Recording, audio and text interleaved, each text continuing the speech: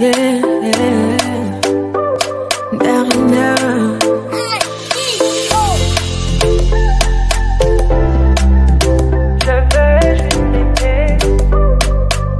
On dit l'amour parfait, ça n'existe pas. Mais ça c'est pour ceux qui ne l'ont jamais connu. Jamais vu mon bonheur à moi, je l'ai dans tes bras. Tu me rends heureuse, avec toi j'ai le meilleur. Tu as ravi mon cœur, tu es toujours là pour moi. Depuis toujours, tu m'as dit toi c'est moi. Bébé, je peux me voir en toi. Je suis d'accord, à partir d'aujourd'hui, rien ne peut plus nous séparer. Aujourd'hui c'est mon jour, vous avez parlé, maintenant c'est mon tour. Devant Dieu et les hommes, il a décidé de faire de moi sa femme. Noradigo Kate, depuis le ciel c'est scellé. Il a dit c'est mon choix, je suis sa reine, il est mon roi. Je veux t'aimer, t'aimer, t'aimer, t'aimer, t'aimer, t'aimer, toujours mon bébé, oui je veux t'aimer, t'aimer, t'aimer, t'aimer, t'aimer, t'aimer, toujours mon bébé. L'homme de ma vie, mon amour à jamais, depuis toujours je t'ai voulu, aujourd'hui je t'ai eu, je ne vais jamais te laisser, car avec toi je suis complet. J'ai mis du temps à te trouver, donc toi et moi c'est barré collé. Donc laisse-moi chanter, devant papa et maman, devant ta famille et ma famille, devant tous nos amis.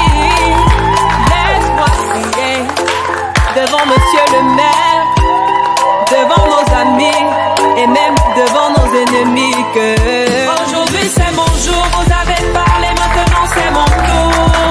Devant Dieu et les hommes, il a décidé de faire de moi sa femme. Nomadigo Kate, depuis le ciel c'est scellé. Il a dit c'est mon choix, je suis sa reine, il est mon roi. Je veux t'aimer, t'aimer, t'aimer, t'aimer, t'aimer, t'aimer, toujours mon bébé, oui je veux t'aimer, t'aimer, t'aimer, t'aimer, t'aimer, t'aimer. De mariage de monsieur Mbe Isso et de mademoiselle Chonde Tankwa Caroline. Mais avant cela, nous allons lire tout le contenu de l'acte de mariage. S'il y a des modifications à signaler, vous le dites immédiatement. Monsieur en 1976 à Bafoussam, profession artisan.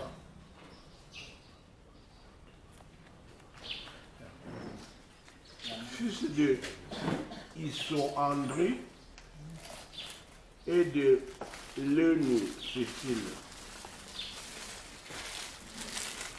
Mademoiselle Tonde Tankwa Caroline est née le 12/01/1980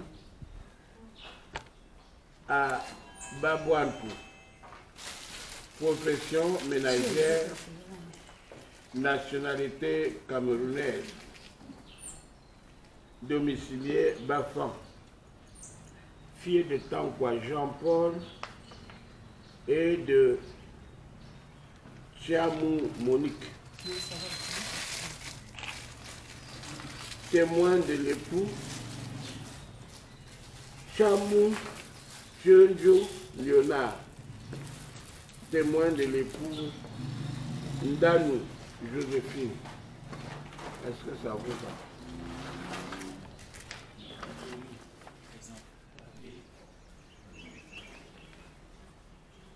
Vous avez choisi vos formes de mariage. Mademoiselle Caroline, vous avez choisi vos formes de mariage. Est-ce que Mbé avez-vous établi un contrat? C'est facile. On est déjà en train de faire. Quand Mademoiselle Caroline, avez-vous un contrat? Ok, je vous explique une fois à vous deux. La législation camerounaise donne la possibilité aux futurs époux d'établir un contrat de mariage. Le contrat de mariage s'établit par devant un notaire. C'est grâce au contrat de mariage que nous mentionnons si souvent dans l'acte de mariage, soit bien séparé, soit bien commun. Dans vos deux cas, vous n'avez pas établi de contrat. La loi précise que lorsqu'on n'a pas établi un contrat, elle vous en affecte un. On appelle la communauté légale. Marié, et que vous allez vous marier tout à l'heure, que vous pouvez décider de laisser ce que vous avez comme bien, soit dans votre famille, soit où vous voulez. Mais, à partir du moment où vous serez marié, les biens que vous allez acquérir, bon, vous appartiendra à vous les biens que vous allez acquérir. Est-ce que vous acceptez vous marier?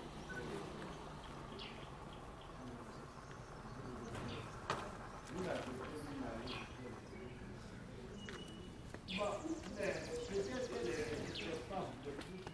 Maintenant, nous allons devoir vous lire et tenter de vous expliquer quelques dispositions d'ordre pratique prévues par la loi en matière de mariage. Article 212. Les époux se doivent mutuellement fidélité, secours et assistance. Vous avez librement opté aussi bien pour la forme monogamique de mariage que pour la forme polygamique de mariage. Mais vous devez savoir qu'en matière de fidélité, la loi voudrait que les relations intimes soient entretenues entre vous deux et pas avec les autres à deux niveaux. Il y a le secours charnel et il y a le secours pécuniaire. C'est quoi le secours charnel?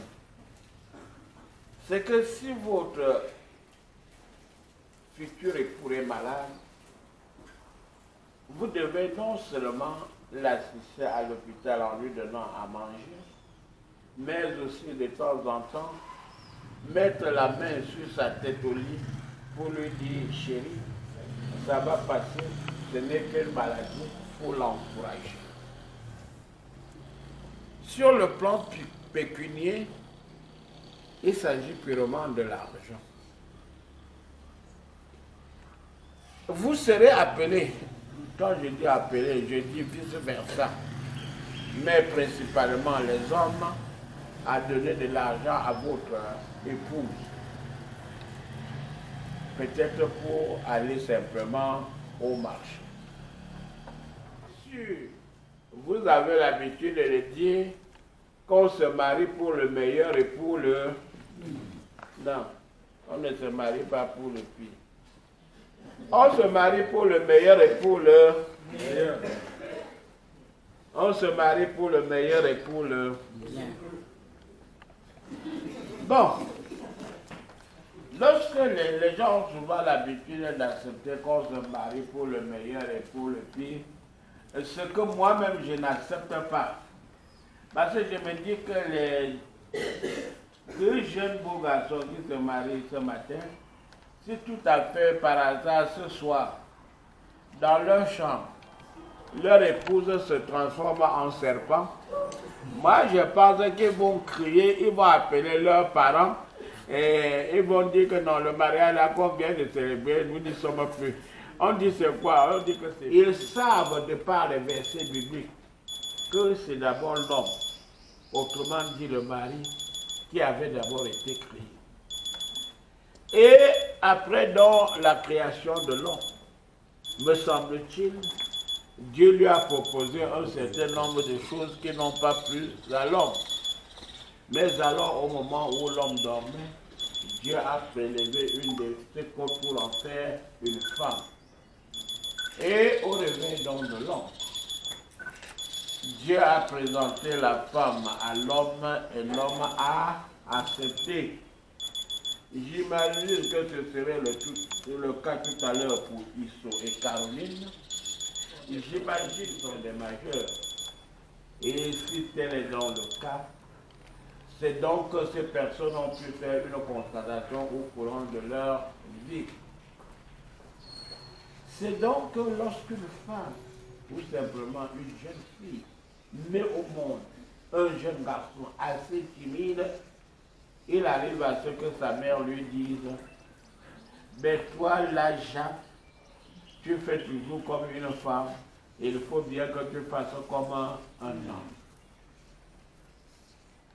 Et je me dis que c'est peut-être pour cela que le législateur a bien voulu légiférer au sujet de cette loi, qui pour l'heure pèse en faveur de l'homme.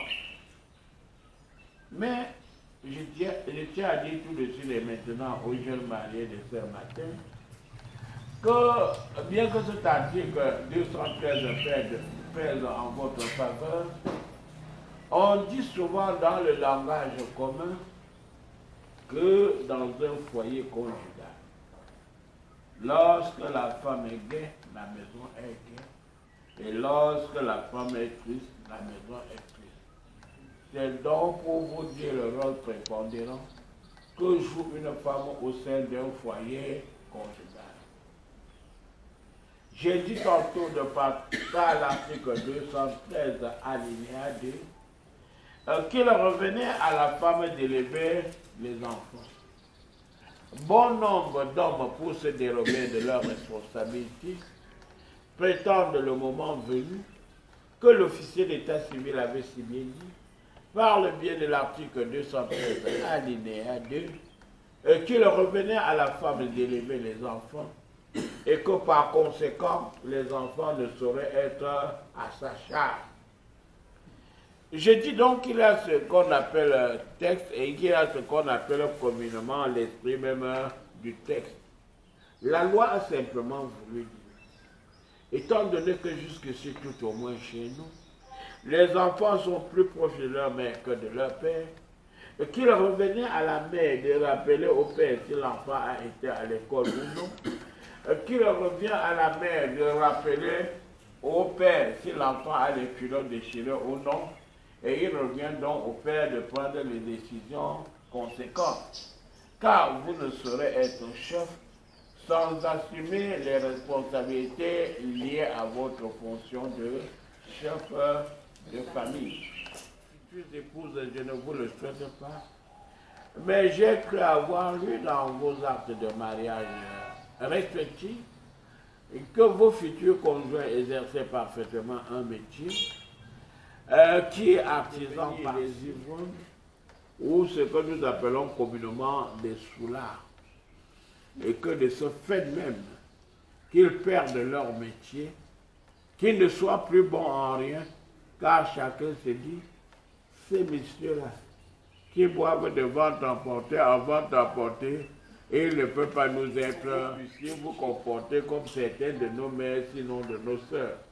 Quand vous vous dites, ah, je ne connaissais pas Isso ici, ah, je ne connaissais pas Penté ici, maintenant qu'ils deviennent de simples ivrognes que vous préférez rentrer chez vos parents, peut-être avec les enfants, si Dieu a bien voulu que nourrir vos maris ivrognes, afin de nourrir les enfants si vous les avez. Mais cette fois-là, cher monsieur Penté, et les bâtons de commande changent de camp. C'est vos épouses qui deviennent des chefs et non plus vous. Le cas le plus pathétique en Amérique, c'est le cas du décès de l'époux. Si donc votre mari meurt et vous laissez les enfants mineurs, forcément vous devenez chef de famille. Le temps d'élever les enfants pour qu'ils atteignent l'âge majeur, afin que l'une d'entre elles ou l'un d'entre eux puisse succéder à leur père, et pour que vous puissiez perdre votre fonction de chef. Si le contrat de mariage ne règle pas la contribution des époux aux charges de mariage, ils contribuent de leurs facultés respectives l'obligation d'assumer ces charges à titre principal sur le mari. Voyez-vous, au début de la célébration de ce mariage, je vous ai posé la question de savoir si vous avez établi un contrat ou non.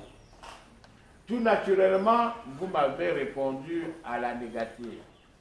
Je vous ai réitéré le fait que le contrat de mariage servait à la dévolution des biens présents et à venir. Mais cependant, la loi prévoit tout de même que vous puissiez mentionner des conditions toutes particulières. Mademoiselle